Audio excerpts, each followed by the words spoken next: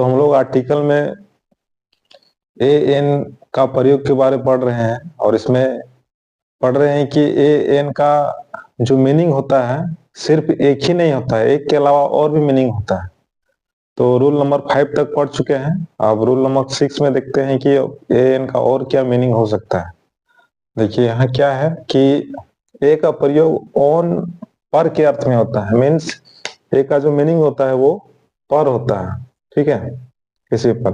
Example, he found her A bed, उसने उसे बिस्तर पर पाया। यहाँ ए का मीनिंग क्या आ रहा है? पर।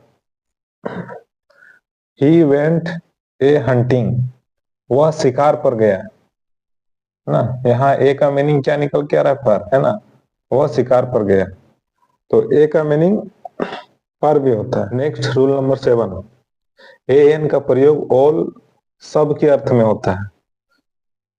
ए एन का जो मीनिंग होता है वो, इसका मीनिंग सब सब होता है, सभी होता है। जैसे a dog has a short tail, कुत्ते की एक पूंछ होती है। तो यहाँ ऑल डॉग्स के बारे में बात हो रहा है, मतलब जो कुत्ता का प्रजाति है ना, क्लास वर्ग का बात हो रहा है, किसी एक पार्टिकुलर डॉग का बात नहीं हो रहा है ना, ऑल डॉग्स। तो यहाँ इसका जो मीनिंग है ए का, सभी कुत्ते के बारे, यहाँ मीनिंग जो सभी हो रहा है, ठीक है, सभी कुत्ते की एक पूंछ होती है। A cow has a long tail, गाय की एक पूंछ होती है। तो गाय यहाँ कोई एक गाय नहीं है, यहाँ सभी गाय जो जाति है, प्रजाति है, उसके बारे में बात हो रहा है कि गाय की एक लंबी पूंछ होती है। तो ए का मीनिंग क्या है यहाँ पर? सब है। और नोट में दिया है कि ए का प्रयोग द सेम के अर्थ में होता है। मीन्स सेम प्रजाति का। Birds of a feather flock together, same पक्षी, सेम फेदर के यानी सेम पंख के जो पक्षी हैं वो झुंड में एक साथ हैं, ठीक है। तो यहाँ जो है ए का मीनिंग क्या है? सेम। ए फेदर मीन्स मतलब सेम फेदर वाले, फेदर मीन्स पंख, है ना, पक्षियों का एक समूह है जो साथ में वो एक समान पंख वाले हैं। तो ए का मीनिंग यहाँ क्या है? सेम, है ना, एक समान। नेक्स्ट रूल नंबर 8, किसी प्रॉपर नाउन का प्रयोग, है ना। प्रॉपर नाउन मीन्स व्यक्तिवाचक संज्ञा और कॉमन नाउन मीन्स जातिवाचक संज्ञा। तो बोला गया है किसी प्रॉपर नाउन का प्रयोग कॉमन नाउन की तरह हो। प्रॉपर नाउन है लेकिन उसका प्रयोग कॉमन नाउन की तरह किया जाता है, तो प्रॉपर नाउन के पहले ए एन का प्रयोग होता है। जैसे ही इज ए कालिदास, इसका मतलब वह एक कालिदास जैसा विद्वान है, ठीक है, वह कालिदास जैसा विद्वान है। You are a Tendulkar means तुम तेंदुलकर, तुम एक तेंदुलकर नहीं हो, मतलब तुम तेंदुलकर के जैसे खिलाड़ी हो। मीन्स यहाँ ये प्रॉपर नाउन है लेकिन इसका प्रयोग कॉमन नाउन की तरह हो रहा है, ठीक है।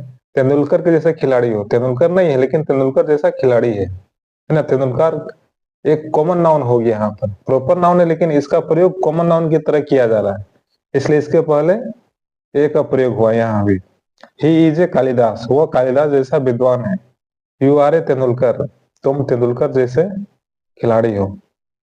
ही इज ए दिनकर, है ना, दिनकर लेखक है, वह दिनकर जैसा लेखक है।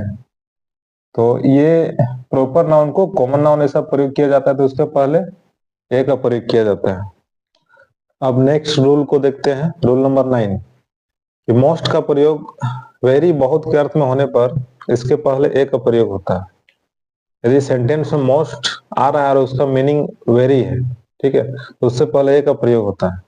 जैसे एग्जाम्पल में he is a most handsome boy, वह बहुत सुंदर लड़का है, ठीक है। तो मोस्ट के पहले, मोस्ट का मीनिंग बहुत होता है तो उसके पहले ए का प्रयोग होता है।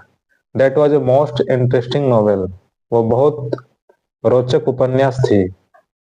तो मोस्ट से पहले ए का प्रयोग होता है बहुत, यदि उसका मीनिंग होगा तो। नेक्स्ट रूल नंबर 10, यदि टू एडजेक्टिव्स, दो एडजेक्टिव हैं और एंड से जुड़कर, वो एंड से जुड़े हुए हैं किसी सिंगुलर काउंटेबल नाउन के पहले प्रयुक्त हो तथा इससे एक ही व्यक्ति या वस्तु का बोध हो तो फर्स्ट एडजेक्टिव के पहले ए एन का प्रयोग होता है। दो एडजेक्टिव है और वो आपका सिंगुलर कंटेबल नाउन से के पहले प्रयुक्त हुआ है। तो और उससे हमको एक व्यक्ति या वस्तु का बोध कराना है। जैसे यहाँ पर a black and white cow. Cow क्या है? सिंगुलर कंटेबल नाउन है। इससे पहले व्हाइट क्या है? एडजेक्टिव है। और यहाँ ब्लैक क्या है? ये भी एडजेक्टिव है। तो दो एडजेक्टिव एंड से जुड़ा हुआ है और उसके बाद क्या है? सिंगुलर कंटेबल नाउन है। तो यहाँ हम एक का प्रयोग किए हैं, तो इसका मीनिंग होता है एक काली और सफेद गाय। मीन्स एक ही गाय है जो काली भी है और सफेद भी है। लेकिन यहाँ हम ये फर्स्ट एडजेक्टिव के पहले ए का प्रयोग किया गया है ना, लेकिन यदि हम यहाँ भी ए का प्रयोग करेंगे तो यहाँ दो गाय हो जाएगा, एक गाय जो काली है और एक गाय जो सफेद है। लेकिन यदि हम फर्स्ट में प्रयोग करते हैं तो इससे एक ही गाय का बोध होगा, और यदि हम यहाँ व्हाइट के पहले भी ये लगाते हैं तो इससे दो गाय का बोध होगा। ठीक है। तो यदि एक ही वस्तु या व्यक्ति का बोध कराना हो या जानवर का बोध कराना हो तो फर्स्ट एडजेक्टिव के पहले हम लोग ए या एन का प्रयोग करेंगे। जैसे next sentence, an honest and intelligent teacher. एक ही टीचर है जो ऑनेस्ट भी है और इंटेलिजेंट भी है। लेकिन जब यहाँ हम यहाँ एन लगा देते हैं तो इससे दो टीचर का बोध हो रहा है। एक ऑनेस्ट है और एक इंटेलिजेंट है। लेकिन एक जगह हम यहाँ एन का प्रयोग करते हैं तो इससे एक ही टीचर का बोध होगा, और जहां हम यहाँ हम एन लगाते हैं तो इससे दो टीचर का बोध होगा। ठीक है, तो ये ध्यान रखना है। Next, A red and black shirt. यहाँ एक ही शर्ट है जो रेड भी है और ब्लैक भी है, लेकिन हम ब्लैक के पहले ए का प्रयोग करेंगे तो इससे दो शर्ट का बोध होगा, एक रेड और एक black. Next, a tall and handsome boy. यहाँ भी एक ही बॉय है जो टॉल एंड हैंडसम है, लेकिन यहाँ यदि हम फिर यहाँ ए का प्रयोग इस जगह करेंगे तो इससे दो दो लड़कों का बोध होगा। तो ये ध्यान में रखना है कि यदि एक व्यक्ति, वस्तु या जानवर का बोध कराना हो, दो एडजेक्टिव एंड से जुड़ा हुआ है और उसके बाद सिंगुलर कंटेबल नाउन है, तो हम लोग फर्स्ट एडजेक्टिव के पहले ए या एन का प्रयोग करेंगे। किसके लिए? एक व्यक्ति, एक वस्तु या एक जानवर का बोध कराने के लिए। और यदि हम दोनों के पहले आर्टिकल का उपयोग करते हैं तो इससे टू डिफरेंट थिंग्स का बोध होता है।